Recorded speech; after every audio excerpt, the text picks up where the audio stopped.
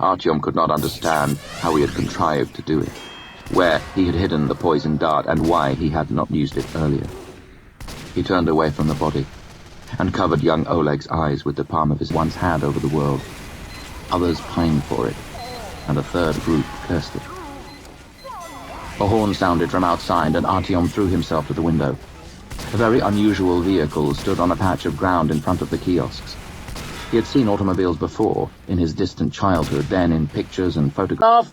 The colonel says wait for the greeting. Now we're going to fry these black bitches of yours. Ullman yelled. And sudden silence. The entire world seemed to have disappeared. Homer reached up and touched his own face, trying to convince himself that he hadn't dissolved into this cosmic blackness. Then he gathered his wits, fumbled around for his flashlight, and launched the trembling beam forward, to where the invisible battle had been played out only minutes earlier. About 30 meters from the spot where he had waited out the fight, the tunnel came to a dead end, cut off by an immense steel shutter that filled its entire height and breadth, like the fallen blade of a guillotine. His hearing hadn't deceived him. Someone really had activated the hermetic door. Although Homer knew about it, he didn't think it could still be used, but apparently it could.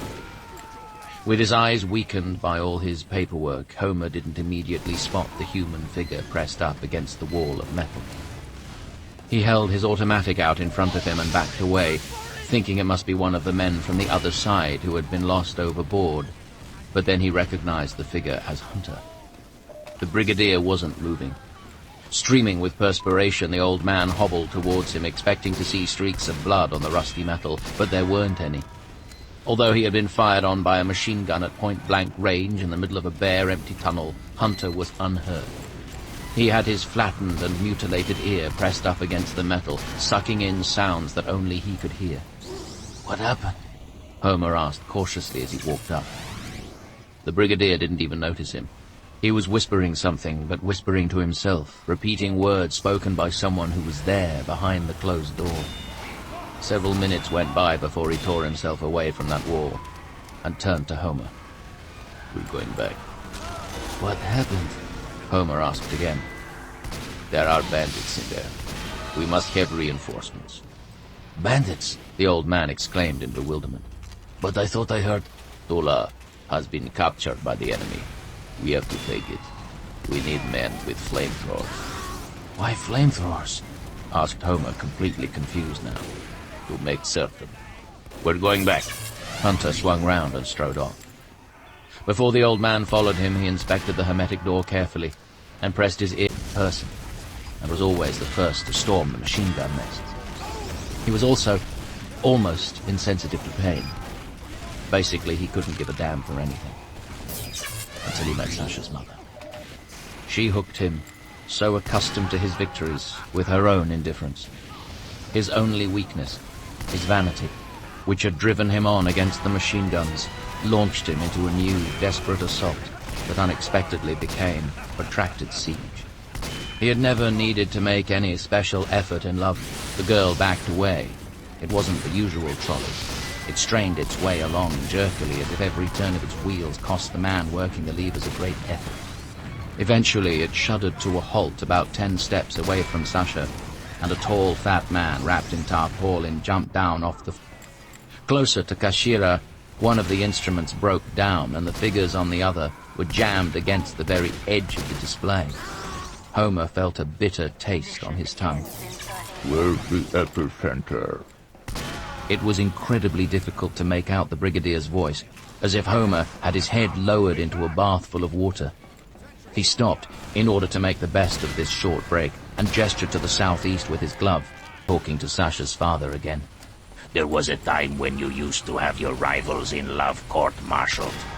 Thanks, by the way, for not having me executed, merely banished for life. But life is long, and circumstances change. And not always to your advantage. I've come back, even if it has taken me 10 years longer than I planned." "It's never an accident when someone goes back somewhere," Sasha whispered, repeating her father's words. "How very true that is," the fat man jeered. They pushed him out onto the rails, tossed him a knife, a submachine gun with 1 clip of cartridges, and an old gas mask, then helped Sasha get down. The soldier who had shown the little girl the horsey and the doggy waved to her. Could he be one of the men who had been shot to death? The feeling of breathing someone else's air grew stronger when she squirmed into a black gas mask taken off one of the bodies by the man with the shaved head. Every tiny little stretch of her journey cost someone's life.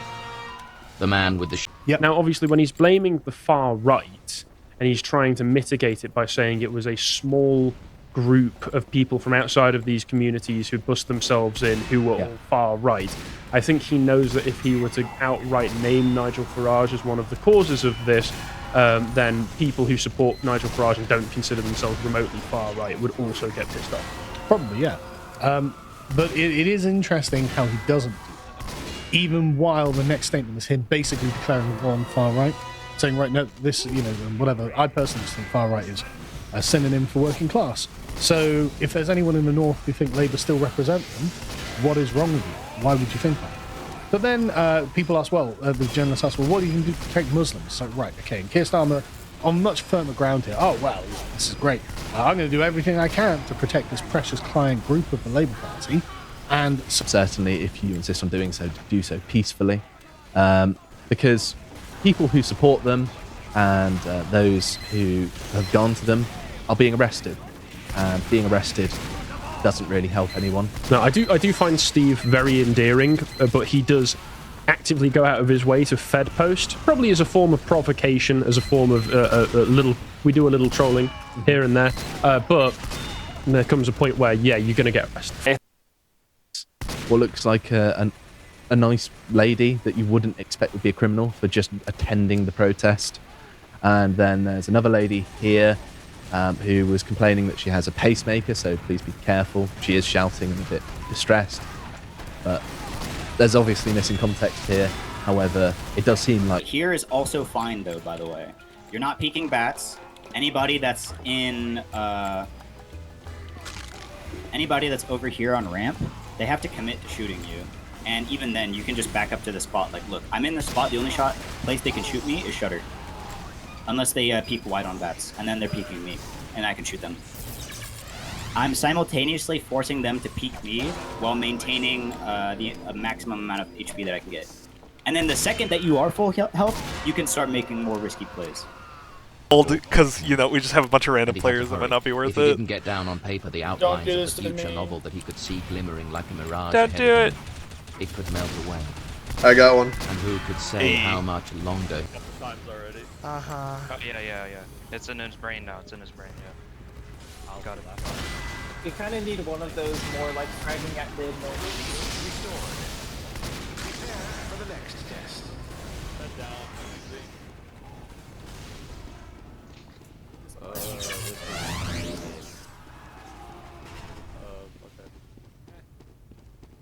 Please, what did you about that? I'm not talking about us, I'm talking about the matchup? as team as like a starting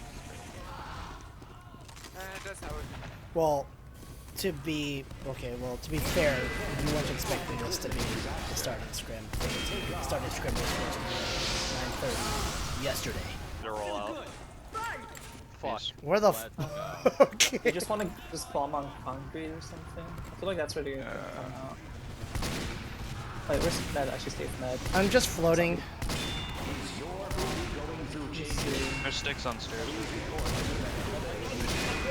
Cocksucker! Oh, thank you for the arrow. The soldier took out 120 there. Is there anyone flagging? They brought three. They brought three onto the right. Soldier left house. I'm dead. I'm low. I'm not with you. He's one. I'm really hurt right now. I might want the arrow me so I can take care of yeah. Can we just back up? We're down to, including demo.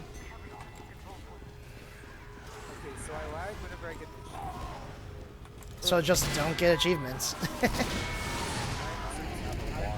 Ready to leave? He asked Homer without turning towards him. Me, I could go right now, the old man said, and hesitated. There's a problem, though. I can't find the girl. And how can you go anyway? You're all...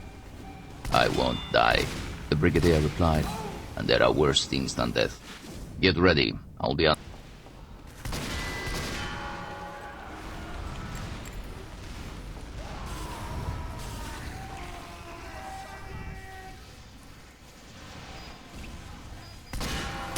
I am surprised at it. I'm getting fucking political ads, but it's for like a council seat, and I'm not even gonna live here in a week, so I can't vote. They're just wasting money. Just wasting fucking money. I think you'll probably get those ads for at least a couple weeks even after your move. It might be based on location services, which is on usually, even if they tell you it's not. Somebody should fucking tell that to you, Twitch then, so I can stop trying to get USA! What the fuck? I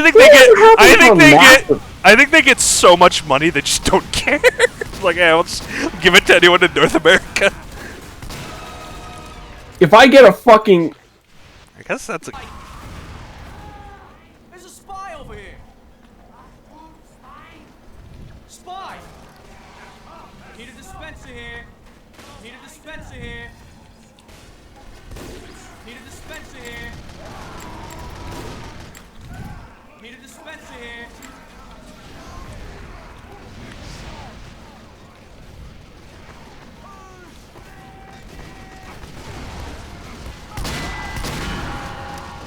We've got to stop that bomb!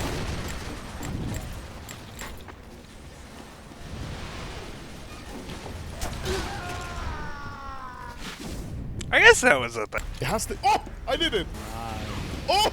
And I got the off mana war, okay? Blindfolded case? Yes, sir. I heard you screaming about what happened. The opening things bang. Oh my god, look! I quick rolled it! Via the Ultra Violence! Here we go! This whole account, 0 gold, but I did get Stat Track Red, so that's pretty unlucky. Let's change over to the last account. Due to my extraordinary planning, the last account that I'm doing case opening on is, of course, my main account. We still only have 10 golds, right? It's not looking great, bro. Oh yeah! AK headshot. What, already? On case number 5. Duality, Stat Track Duality. Is this the account? Still within the first 20. Going kinda well. My lower back hurts. Hey! Thanks. You have Silver and Global Elite. And it says CSGO, you know, which is now kind of sad because these ranks are barely used in CS2. That's pretty cool, yeah. No way! This is so sick, Papa. This is on chicken level cuteness. It's these fat blob plush.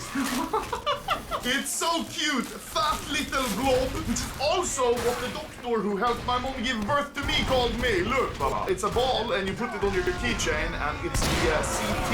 And then you have this new guy, the T. Look, Papa, these are so cute together, right? Then we have arguably one of the cooler things, CSGO knife plushies, which is kind of sick. So here, we're starting off with a Karambit case Harband Blue Jet. Yeah, I think that's what Ben B told me. He said he was in a GDK 600, I think he said. And then he did some stuff with his hands. I think maybe his death, I don't know. These jokes are really funny the 10th time.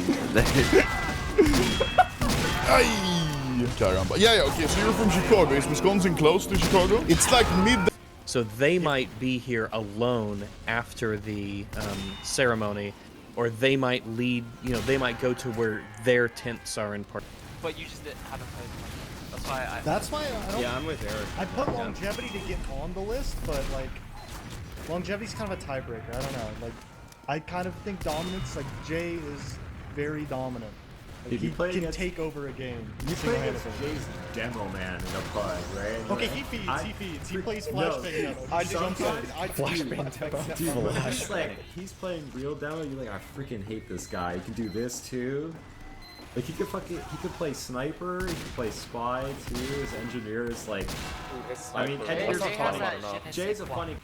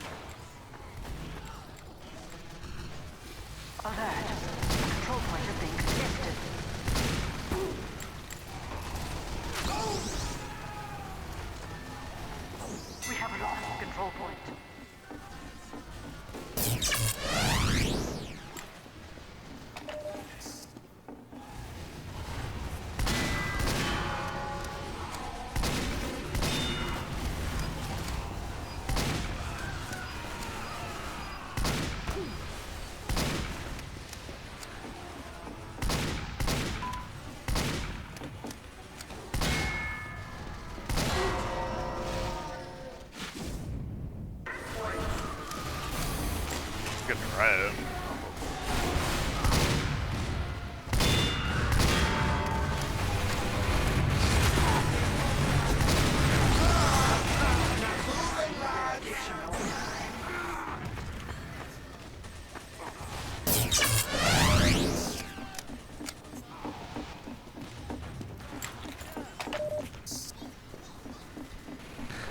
Office, baby.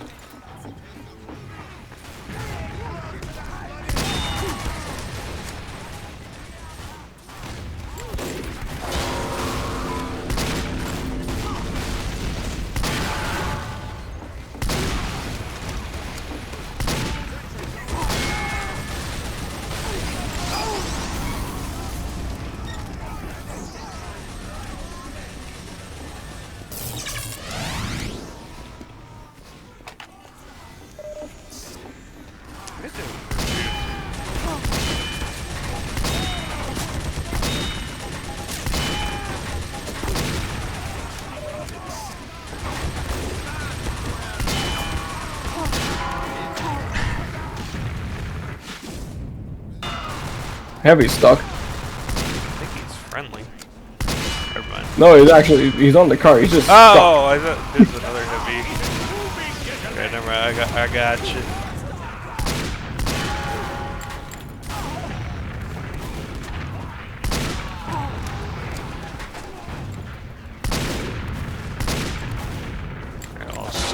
Let's just stab him. Because he doesn't have ears. Hearing is hard to. I guess. Yeah, I'm not complaining, I guess. So that guy fucking. Here you go. Stole that from you. Boy.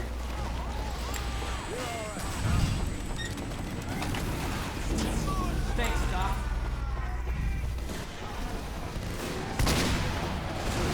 Okay.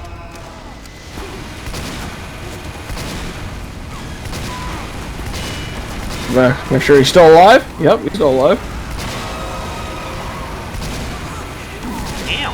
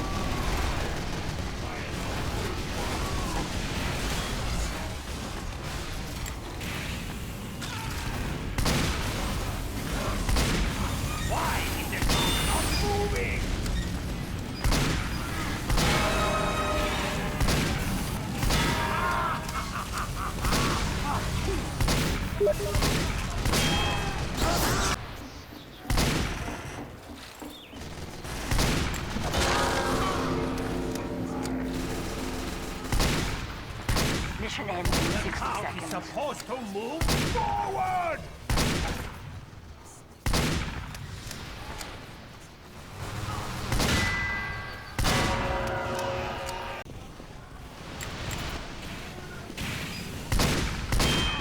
We have captured the control point.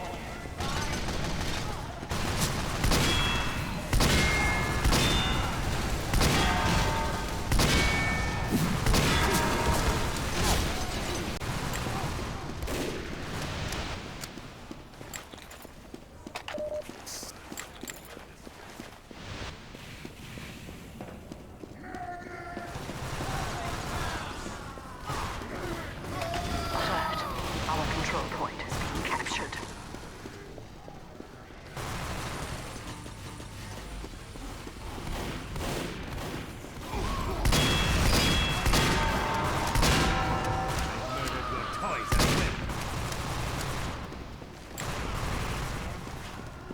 Alert. The control control point is being captured.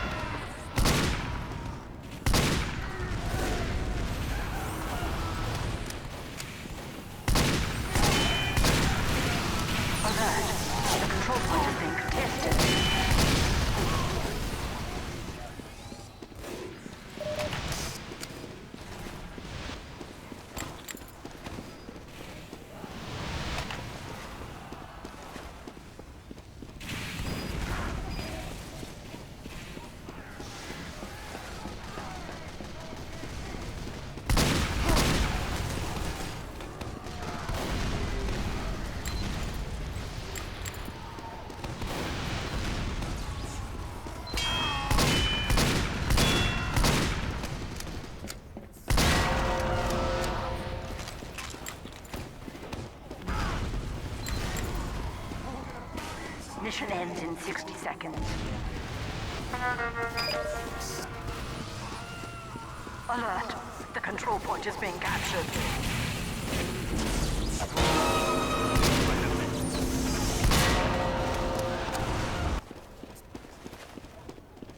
We have lost the control point.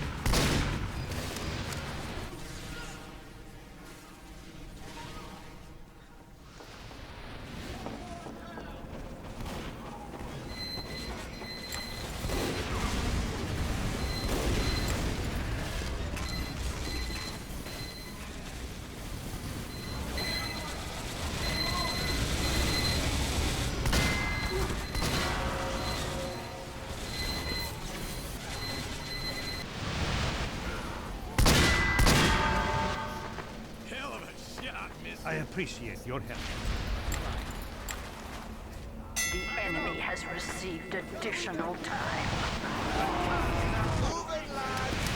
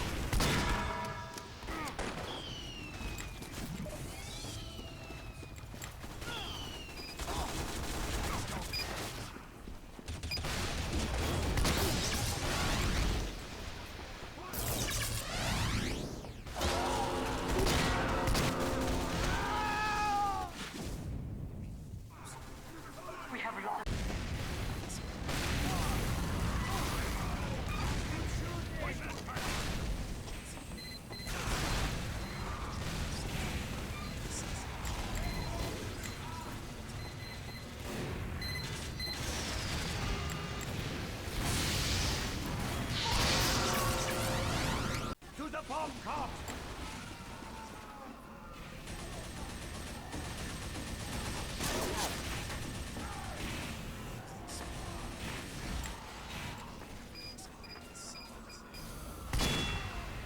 Mission ends in 60 seconds.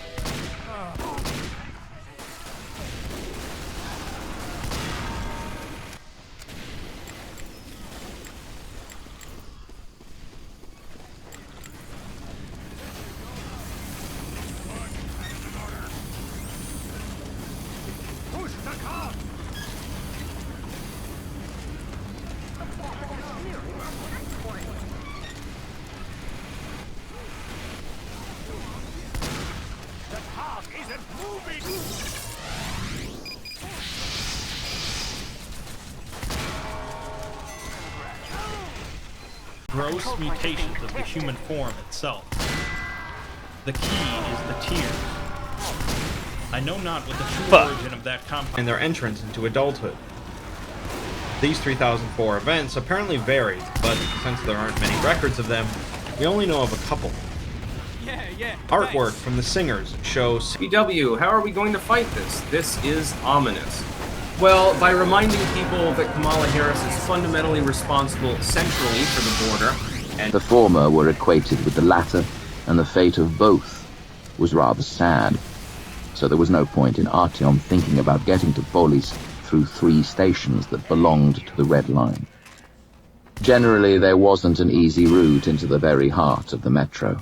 He joked, and that there's no purpose to it at all, and that there's no fate, which is to say, anything explicit and definite along the lines of you're born and you already know that you're going to be a cosmonaut or ballerina ideologies.